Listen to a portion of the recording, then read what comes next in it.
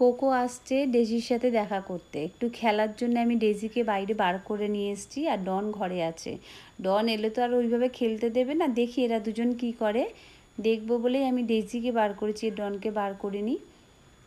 ডেজির স্বভাব আর কোকোর স্বভাব প্রায় একরকমই, দুজনেই খুব ঠান্ডা।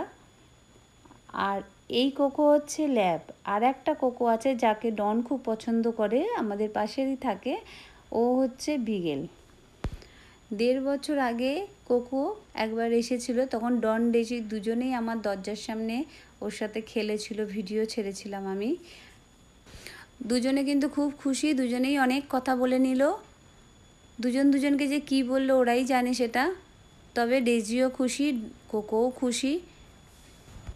ডেজির গলায় যেহেতু চেন পরা নেই, তাই ও একটু বেশি ছটপট করছে, আর কোকোর চেন বাঁধা রয়েছে, ওই জন্য চুপ করে দাঁড়িয়ে আছে। এই আমাদের কোকো চলে যাচ্ছে।